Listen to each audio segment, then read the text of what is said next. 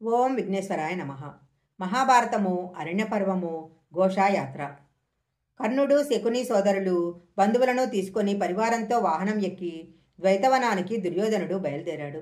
ఒకచోట శిబిరాలను ఏర్పరచుకొని గొల్లవారిని అడిగి గోవుల మంచి చెడలు విచారించి అడవికి వెళ్లి వేటాడాడు. ఎన్నో మృగాలను చంపాడు.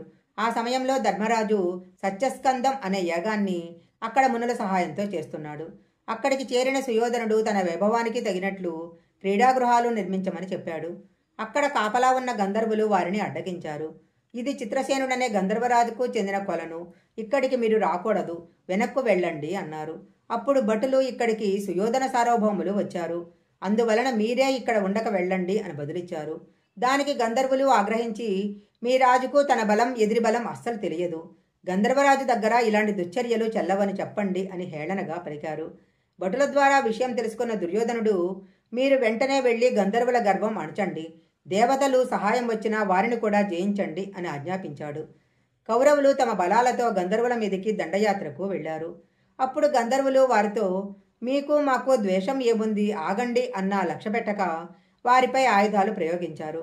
గంధర్వులు చిత్రసేనుని దగ్గరకు వెళ్లి జరిగినది వివరించగా చిత్రసేనుడు ఆగ్రహించి కౌరవసేనను చీల్చి చెండాడండి అని ఆజ్ఞాపించాడు. గంధర్వసేనలు కౌరవసేనలను చీల్చి చెండాడాయి. గంధర్వుల దాటికి నిలవలేక దుశ్శాసనుడు పారిపోగా కర్ణుడు మాత్రం ధైర్యంగా పోరాడుతున్నాడు. ఇది తెలుసుకొని దుర్యోధనాదులు యుద్ధరంగానికి వచ్చారు. కౌరవులకు గంధర్వులకు మధ్య జరిగిన ఘోరమైన యుద్ధంలో గంధర్వులు ఓడిపోయారు. వారు చిత్రసేనునికి జరిగినది చెప్పారు. చిత్రసేనుడు స్వయంగా యుద్ధానికి వచ్చాడు. చిత్రసేనుడు మాయాయుద్ధ నిపుణుడు. అతని మాయాయుద్ధానికి కౌరవసేన తట్టుకోలేకపోయింది. కర్ణుడు తప్ప మిగిలిన వారంతా పారిపోయారు. దుర్యోధనుడు కర్ణునికి సహాయంగా ఉన్నాడు. శకుని, దుర్యోధనుని సోదరులు దుర్యోధనునికి సహాయంగా నిలిచారు. గంధర్వులు కర్ణుని రథం విరగ్గొట్టారు. పక్కనే ఉన్న వికర్ణుని రథం ఎక్కి యుద్ధం నుంచి కర్ణుడు బయటికి వెళ్ళాడు. అప్పుడు చిత్రసేనుడు దుర్యోధనుని రథం విరిచి దుర్యోధనుని జుట్టుపట్టుకొని నేల మీద పడేసి తన రథానికి కట్టి గట్టిగా సింహనాదం చేశాడు. అది చూసిన మిగిలిన గంధర్వులు మిగిలిన కౌరవులను, వారి భార్యలను, దుర్యోధనుని భార్యను, కౌరవ రాకుమారులను పట్టి చిత్రసేనుని వద్ద ఉంచారు. అది చూసి మిగిలిన వారు అక్కడే ఉన్న ధర్మరాజు వద్దకు వెళ్లి రక్షించమని మొరపెట్టుకున్నారు. అది విన్న భీముడు, ఆహా, మనం చేయదలిచిన కార్యం గంధర్వులే చేశారు. ఏ విధమైన శ్రమ లేకుండా మనకు విజయం చేకూర్చి గంధర్వులు మనకు మహోపకారం చేశారు. పుట్టినప్పటి నుంచి పాపాలు చేయటానికి మాత్రమే అలవాటు పడిన దుర్యోధనుడికి ఈనాటికి గర్భభంగం చేసిన బ్రహ్మ ఎంత నేర్పరో కదా. అడవులలో అష్టకష్టాలు పడుతున్న మనల్ని అవమానించటానికి వచ్చిన దుర్యోధనుడికి తగిన పరాభవం జరిగింది. అందువలన దుర్యోధనునిపై దయచూపరాదు అన్నాడు. అది విన్న ధర్మరాజు భీమసేన, ఇలాంటి మాటలు మాట్లాడడం తగున, శరణన్న వారిని రక్షించాలి కానీ చులకన చేయకూడదు. దాయాదుల మధ్య తగాదాలు సహజము. అంత మాత్రం చేత ప్రేమలు అంతరిస్తాయా? దాయాదులు వారిలో వారు కలహించుకున్న పరాయి వారి చేతిలో పరాభవం జరిగినప్పుడు ఒకరికి ఒకరు సహాయపడాలి. అలా చేయకపోతే లోకులు నిందిస్తారు. సుయోధనుడు దుర్నీతి కలవాడే కాని భార్యలతో సహా పట్టుబడ్డాడు. మనం ఉపేక్షిస్తే కులహాని కలుగుతుంది. శరణు కోరిన వారిని రక్షించటం క్షత్రియ ధర్మము. నువ్వు నీ తమ్ములతో సాయుధులై రథాల మీద వెళ్లి చిత్రసేనుని, సుయోధనుని, వారి భార్యలను, పరివారాన్ని రక్షించండి అని చెప్పాడు. అప్పుడు భీముడు, దయలేకుండా నన్ను నీటిలో తోయించి విషాహారం పెట్టి చంపాలనుకున్నాడు. మనలను లక్క ఇంట్లో దహించాలి అనుకున్నాడు. మన సంపదలను వంచలతో అపహరించాడు. ద్రౌపది వలవలు నిండు సభలో ఊడదీయించి అవమానించాలని చూశాడు. ఇన్ని దుర్చర్యలు చేసిన అతనిపై ఔదార్యం చూపడం తగునా అని పలికాడు. అప్పుడు భీమసేన, రక్షించమని అడిగితే ఎలాంటి వారికైనా సహాయం చేయాలి.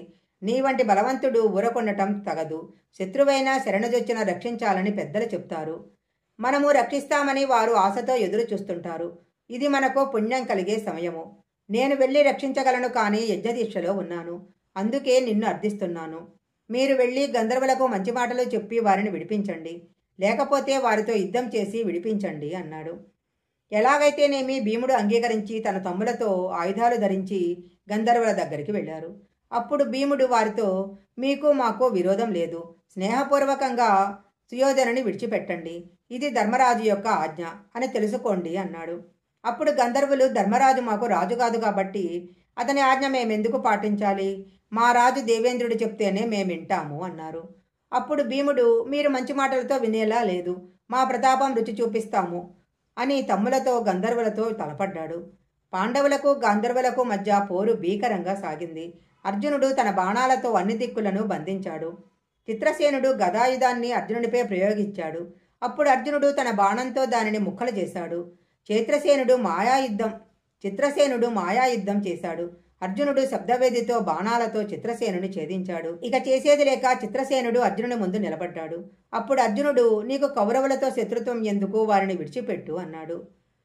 అప్పుడు చిత్రసేనుడు, నాకు ఎలాంటి శత్రుత్వము లేదు, నువ్వు నా మిత్రుడివి. అసలు విషయం ఏమిటంటే దుర్యోధనుడు పరమ దుర్మార్గుడు. మీరు అడవిలో పడుతున్న కష్టాలు చూసి హేళన చేయటానికి ఘోషాయాత్ర మీద వచ్చాడు. ఇది తెలుసుకున్న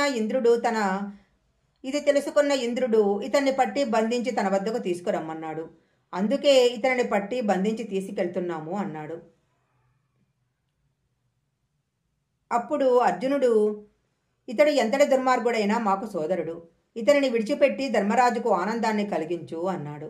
దేవేంద్రుడి ఆజ్ఞ అయినా ఇతనిని ధర్మరాజు దగ్గరికి తీసుకెళ్తాము, అతడు చెప్పినట్లు నడుచుకుంటాము అన్నాడు. అప్పుడు చిత్రసేనుడు అందుకు సమ్మతించారు. అందరూ ధర్మరాజు వద్దకు వెళ్లారు. చిత్రసేనుని ధర్మరాజు పూజించి చిత్రసేన, సుయోధనుడు సోదరులు పరివారంతో ఎవరికీ ఎలాంటి ప్రాణహాని కలగలేదు. మా కుటుంబము సురక్షితంగా ఉన్నందుకు సంతోషము, ఇతని అపరాధాన్ని మన్నించి విడిచిపెట్టు అని ప్రార్థించాడు. అప్పుడు చిత్రసేనుడు మన్నించి సుయోధనుని పరివారంతో సహా విడిచిపెట్టేశాడు. జరిగిన విషయము దేవేంద్రునికి చెప్పగా దేవేంద్రుడు అమృతవర్షం కురిపించి యుద్ధంలో మరణించిన గంధర్వులను బ్రతికించాడు. ధర్మరాజు దుర్యోధనుని బంధవిముక్తిని చేసి, సుయోధన, ఇంకెప్పుడూ ఇలాంటి సాహసం చెయ్యొద్దు, దుర్మార్గులు మాత్రమే ఇలాంటి పనులు చేసి నశిస్తారు. నువ్వు మనసులో ఎలాంటి విరోధము పెట్టుకోక తమ్ములను పరివారాన్ని తీసుకొని అస్తినకు వెళ్ళు అన్నాడు. సుయోధనుడు దీనవదనుడై అక్కడి నుంచి వెళ్ళిపోయాడు. ధౌమ్యుడు మొదలైన బ్రాహ్మణులు ధర్మరాజు యొక్క ఔదార్యాన్ని కొనియాడారు.